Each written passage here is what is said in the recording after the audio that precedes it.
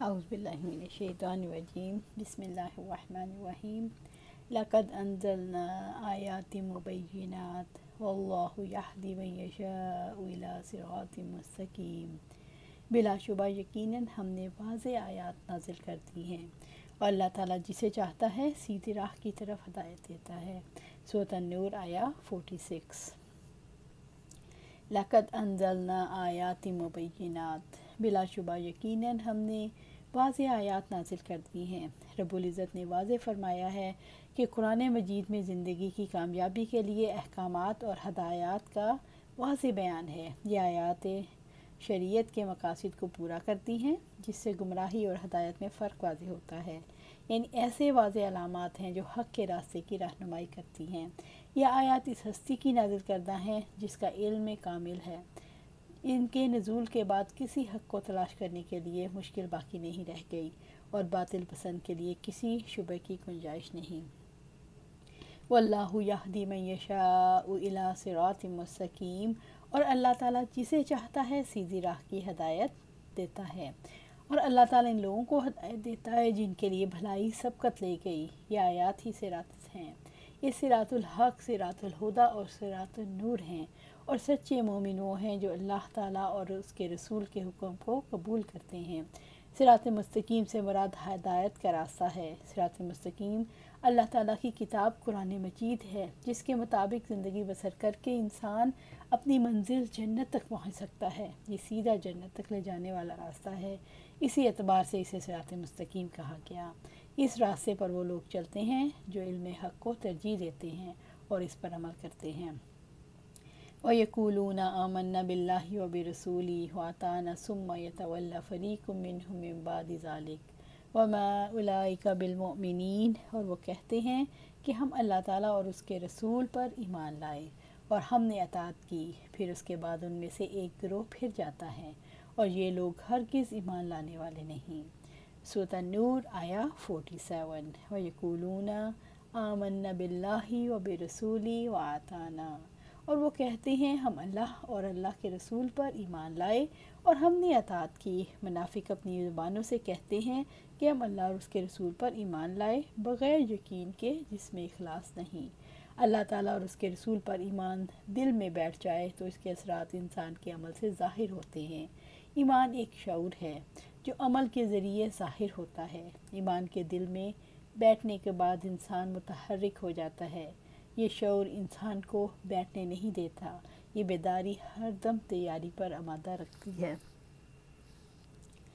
ایمانی شعور دل میں جتنا پختہ ہو جاتا ہے، انسان زمین پر اتنا بڑا کام کرنے کی پوزیشن میں آ جاتا ہے۔ ایمانی شعور کو مسلسل زندہ و متحرک رکھنے کے لیے کوشش کرنی پڑتی ہے۔ ایمانی شعور کو زندہ اور متحرک رکھنے کے لیے حیات بخش علم کی ضرورت ہے۔ ایمانی شعور کو زندہ اور متحرک رکھنے والا علم محض مطالعے سے نہیں آتا، اس کے لیے باقاعدہ طور پر سیکھنے کی ضرورت ہے۔ ایمانی شعور کو زندہ رکھنے والی کتاب قرآن حکیم اور حدیث نبوی صلی اللہ علیہ وسلم ہے۔ ان کو تاحیات سیکھتے رہنے والا، اس کو پڑھنے اور پڑھانے والا، اس کو سچی روح کے ساتھ سیکھنے کے لیے غور و فکر کرنے والا اپنے شعور کی زندگی کے لیے کوشش کرتا ہے۔ ایمانی شعور کو متحرک کرنے والی علمی مجالس ہیں، ایمانی شعور کو بیدار رکھنے والی دعوتی کام ہیں جن کو اسلامی تنظیمیں منظم کرتی ہیں۔ ایمانی شعور کو بیدار رکھنے والے جہادی کام ہیں جہاں انسان اپنے شعور کی آخری منزل کو پہنچتا ہے۔ ایمانی شعور کو متحرک رکھنے کے لیے کسی اسلامی تنظیم کے ساتھ وابستگی ضروری ہے، کیونکہ اس کے بغیر انسان کی وابستگی ایمانی کاموں سے نہیں رہ جاتی۔ آہستہ آہستہ دبے پاؤں دنیا کی محبت دل میں بسیرا کر لیتی ہے، شعور زنگ آلود ہونے لگتا ہے، ایمانی حرکت کی برکت ختم ہو جاتی ہے اور ایمانی شعور رکھنے والے انسان بھی کھوٹے ہو جاتے ہیں۔ ثم یتولی فریق منہم من بعد ذلک، پھر اس کے بعد ان میں سے ایک گروہ پھر جاتا ہے، یعنی اللہ تعالیٰ اور اس کے رسول کے اقرار کے باوجود ان میں سے ایک جماعت منہ موڑنے لگتی ہے، یعنی اپنے عملوں سے ٹھکرانے لگتی ہے۔ جو کہتی ہے وہ کرتی نہیں، کیونکہ دلوں میں ایمان کی بجائے نفاق ہے، اس لیے یہ مومن نہیں۔ کسی کے مومن ہونے کے لیے دل اور دماغ کی سوچ کا بھی ایمانی ہونا ضروری ہے۔ کسی کے مومن ہونے کے لیے نفس کی کیفیات کا بھی ایمانی ہونا ضروری ہے۔ کسی کے مومن ہونے کے لیے اس کے اعمال کا ایمانی ہونا بھی ضروری ہے۔ رب العزت فرماتے ہیں اور جب کوئی صورت نازل کی جاتی ہے اللہ تعالیٰ پر ایمان لاؤ اور اس کے رسول کے ساتھ جہاد کرو، تو ان میں سے مال والے لوگ آپ سے اجازت مانگتے ہیں اور کہتے ہیں ہمیں چھوڑ دیجئے، ہم پیچھے بیٹھے رہنے والوں کے ساتھ ہو جائیں۔ سورۃ توبہ آیہ 86۔ وما اولئک بالمؤمنین، اور یہ لوگ ہرگز ایمان والے نہیں، یعنی جن کے دلوں میں شک ہے، جن کا ایمان کمزور ہے، جو زبان سے تو ایمان کا دعویٰ کرتے ہیں مگر دل ان کے ساتھ نہیں دیتے، وہ اپنی بات پر قائم نہیں رہتے، اس لیے وہ اطاعت نہیں کرتے۔ کتنے ہی کمزور ایمان کے لوگ ہیں جو نماز قائم نہیں کرتے، جو زکوٰۃ ادا نہیں کرتے، جو صدقات ادا نہیں کرتے۔ رب العزت فرماتے ہیں اور وہ جب آپ کے پاس آتے ہیں تو کہتے ہیں ہم ایمان لائیں، حالانکہ یقیناً وہ کفر کے ساتھ ہی داخل ہوتے ہیں اور یقیناً اسی ہی کے ساتھ نکل گئے، اور اللہ تعالیٰ اس کو زیادہ جانتا ہے جو وہ چھپاتے ہیں۔ سورۃ المائدہ آیہ 61۔ عبداللہ بن عمر رضی اللہ تعالیٰ عنہ بیان کرتے ہیں کہ آپ صلی اللہ علیہ وآلہ وسلم نے فرمایا منافق کی مثال اس بکری کی ہے جو دو ریوڑوں کے درمیان ماری ماری پھرتی ہو، کبھی اس ریوڑ میں آتی ہو اور کبھی اس میں۔ ابو ہریرہ رضی اللہ تعالیٰ عنہ بیان کرتے ہیں کہ آپ صلی اللہ علیہ وآلہ وسلم نے فرمایا ساری امت جنت میں جائے گی سوائے اس کے جنہوں نے انکار کیا۔ آپ صلی اللہ علیہ وسلم، صحابہ نے عرض کیا آپ صلی اللہ علیہ وسلم سے انکار کون کرے گا؟ فرمایا جو میری اطاعت کرے گا وہ جنت میں داخل ہوگا اور جو میری نافرمانی کرے گا اس نے انکار کیا۔ وَإِذَا دُعُوا إِلَى اللَّهِ وَرَسُولِهِ لِيَحْكُمَ بَيْنَهُمْ إِذَا فَرِيقٌ مِّنْهُمْ مُعْرِضُونَ، اور جب انہیں اللہ تعالیٰ اور اس کے رسول کی طرف بلایا جاتا ہے تاکہ وہ ان کے درمیان فیصلہ کرے تو اچانک ان میں سے ایک گروہ منہ موڑنے والا ہوتا ہے۔ سورۃ النور آیہ 48۔ وَإِذَا دُعُوا إِلَى اللَّهِ وَرَسُولِهِ لِيَحْكُمَ بَيْنَهُمْ، اور جب انہیں اللہ اور اس کے رسول کی طرف بلایا جاتا ہے تاکہ ان کے درمیان فیصلہ کرے، یعنی جب انہیں جھگڑوں کے فیصلے کے لیے اللہ تعالیٰ اور اس کے رسول کے فیصلے کی طرف بلایا جاتا ہے، اذا فریق منہم معرضون، تو اچانک ان میں سے ایک گروہ منہ موڑنے والا ہوتا ہے۔ جو لوگ ایمان کا دعویٰ کرتے تھے لیکن عملی طور پر ایمان سے منہ موڑتے تھے اور عذر پیش کرتے تھے، جن لوگوں کے دلوں میں ایمان کی حقیقت نہیں بیٹھی، ان فیصلوں سے منہ موڑ جاتے۔ اللہ تعالیٰ اور اس کے رسول صلی اللہ علیہ وآلہ وسلم کے فیصلوں سے وہ لوگ اس لیے منہ موڑتے تھے کہ انہیں یقین تھا کہ آپ صلی اللہ علیہ وسلم کی عدالت سے جو فیصلہ ہوگا اس میں کسی کی رعایت نہیں ہوگی۔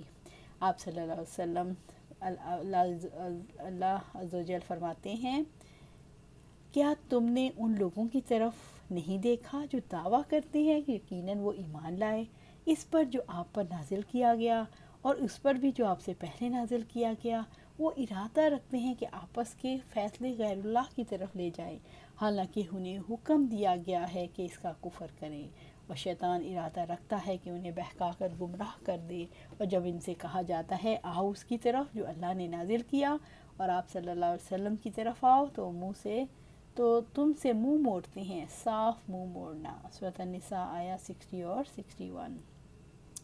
اگر انہیں قرآن کی طرف جس کو حق تعالیٰ نے اللہ سبحانہ تعالیٰ نے آپ صلی اللہ علیہ وسلم پر اتارا ہے ہدایت کی رب بلایا جاتا ہے تو اس سے منہ موڑ لیتے ہیں اور دلوں میں اس کی پیروی کرنے پر ازراہ غرور تیار نہیں ہوتے، ان کو غرور ہے، وہ اس کی طرف مائل نہیں ہوتے۔